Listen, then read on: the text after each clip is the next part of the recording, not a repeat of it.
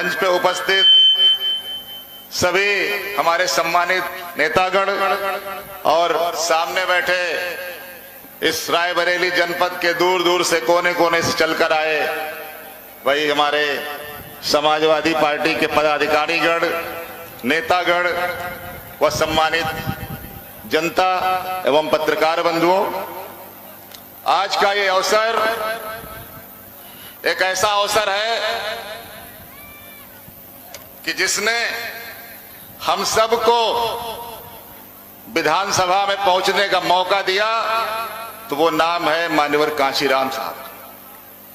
मान्यवर कांशीराम साहब ने जिस तरह से पूरे देश के अंदर दलितों में, पिछड़ों में सत्ता की भूख पैदा की और उसका ये परिणाम हुआ कि आज उत्तर प्रदेश के अंदर हमारे दलित समाज के लोगों की तो आरक्षण में सीटें थी, लेकिन सबसे ज्यादा पिछड़ी जात, जो अति पिछड़ी जात के लोग विधानसभा और लोकसभा में पहुंचे, तो ये देन मान्यवर कांशीराम साहब की है।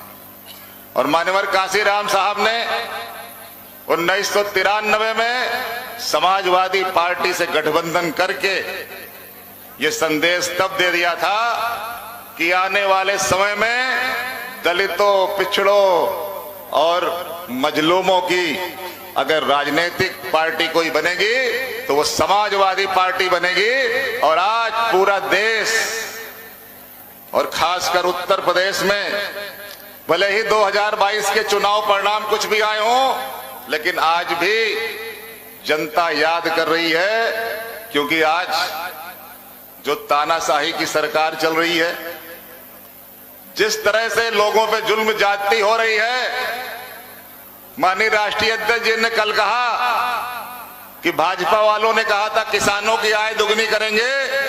किसानों की आय दुगनी नहीं हुई, लेकिन भ्रष्टाचार इस कदर बढ़ गया कि जो शासन में बैठे, प्रशासन में बैठे लोग हैं, उनकी आय जरूर दुगनी हो गई। आज हम लोग 2023 में खड़े हैं और 2024 हमारे सामने है। 2024 में भाजपा की विदाई तय है। उत्तर प्रदेश वालों, आपको यह तय करना है कि उत्तर प्रदेश में सबसे बड़ी पार्टी के रूप में किसको लाना है। और मैं समझता हूं कि आज जिस तरह से हमारा किसान परेशान है, चाहे अभी आलू की फसल बर्बाद हुई, अभी गेहूं की फसल बर्बाद हुई, सरकार ने किसी को भी एक नए पैसे का मुआवजा नहीं दिया। और जिस तरह से आप देख रहे हैं, हालात ये हैं कि ये सरकार केवल धन्ना सेठों की सरकार है, जो बड़े बड़े लोगों के लिए योजनाएं बना के बड़े बड़े लोगों को कैसे फायदा पहुंचाया जाए, भारतीय जनता पार्टी इस पे काम कर रही है। इसको गांव, गरीब, किसान से मतलब नहीं है।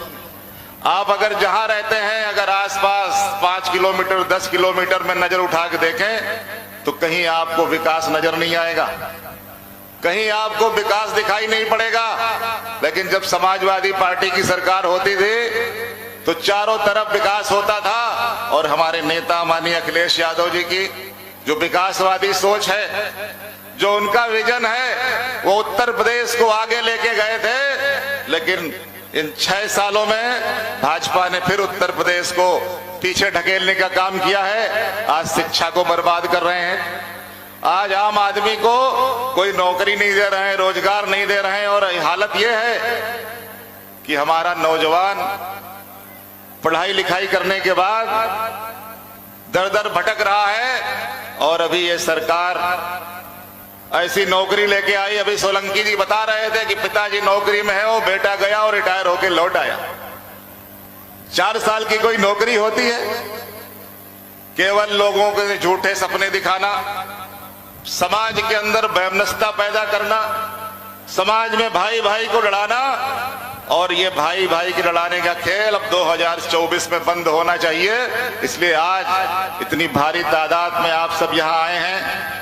आपने रायबरेली से अच्छा रिजल्ट भी दिया। उत्तर प्रदेश का ये रायबरेली जनपद है, यहाँ से समाजवादी पार्टी की बहुत सारी सीटें जीत के आई हैं। तो 2024 में भी बदलाव का शुरुआत भी यहीं से होनी है। क्योंकि 2024 में उत्तर प्रदेश के अंदर हमारी पार्टी का जो लक्ष्य है कि 50 से अधिक सीटें जीतनी हैं, आप उत्तर प्रदेश से ही दिल्ली की सरकार बना दोगे और दिल्ली की सरकार भाजपा की विदाई उत्तर प्रदेश से तय कर दोगे। केवल आप सबको 1 साल का समय बचा है। इस 1 साल में हम लोगों को जन जन तक, जो हमारे राष्ट्रीय अध्यक्ष जी ने कहा है कि हम सरकार में आने पर जातिवार जनगणना कराएंगे। जातिवार जनगणना अंग्रेजों के जमाने में हुई थी और उस जमाने में जब हुई थी तो वही आंकड़े हम लोग लगभग 90 साल 100 साल 90 साल तो हो ही गए, 31 में हुई थी जनगणना, उन्हीं आंकड़ों पे चला आ रहा है कि भाई पिछड़ी जात के लोग 52% हैं, 52% बताए जाते हैं। लेकिन अगर सही मायने में जनगणना हो जाए तो जो आबादी है वो हमें लगता 60% से कम नहीं होगी और 60% वालों को केवल 27% का आरक्षण मिल रहा है और वो भी ये सरकार आरक्षण खत्म करना चाह रही है।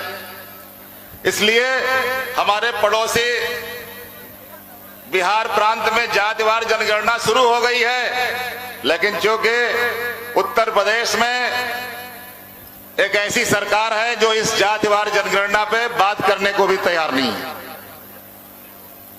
आप सबको पता है कि हर 10 साल में जनगणना होती है। 2011 में हुई थी, 2021 में फिर होनी थी, कोविड के कारण लॉकडाउन लग गया।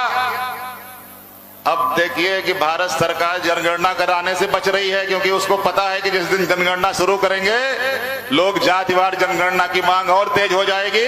लेकिन साथियों 2024 दूर नहीं है, इसलिए आप सब लोग जहां बैठे, जिस गली मोहल्ले में बैठे, जातिवार जनगणना की चर्चा करें और जब जातिवार जनगणना होगी तभी मान्यवर साहब ने जो नारा दिया था कि जिसकी जितनी संख्या भारी उसकी उतनी हिस्सेदारी, वो तभी लागू होगा जब जातिवार जनगणना हो जाएगी।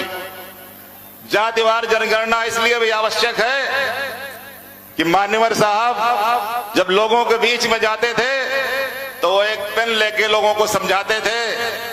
आज भी वही स्थिति है कि जो थोड़े से मुट्ठी भर लोग हैं वो पेन की कैप की तरह हर जगह दिखाई दे रहे हैं और जो असली लोग हैं उनको पीछे किया जा रहा है। इसलिए जातिवार जनगणना के बारे में आप लोग गली गली गांव गांव जहां बैठे वहां चर्चा शुरू करें और आज नहीं तो कल जातिवार जनगणना हो के रहेगी। माननीय अखिलेश यादव जी ने कहा है कि हम उत्तर प्रदेश में 3 महीने के अंदर जातिवार जनगणना करा सकते हैं।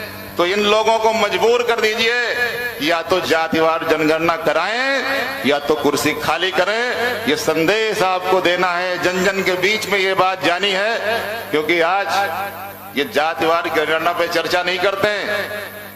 लेकिन अडानी का शेयर कैसे बढ़ाया जाए इस पे बीजेपी चिंतित है। अडानी का शेयर कैसे बढ़े, क्योंकि अडानी जब से धड़ाम हुआ है बीजेपी के जो दिल्ली में बड़े बड़े नेता हैं उनकी नींद हराम हो गई है। दुनिया के दूसरे नंबर पर पहुंचने वाला आदमी आज 40 से भी बाहर हो गया। तो आज उनकी चिंता वहां पे है, गांव गरीब किसान की चिंता नहीं है। इसलिए मान्यवर साहब के मूर्ति के अनावरण के अवसर पे यहां से हम लोग ये संकल्प लेके जाएं कि जो मान्यवर साहब ने 1993 नारा दिया था कि मिले मुलायम काशी राम, हवा में हो गए जय श्री राम, इसको लागू करना है 2024 में।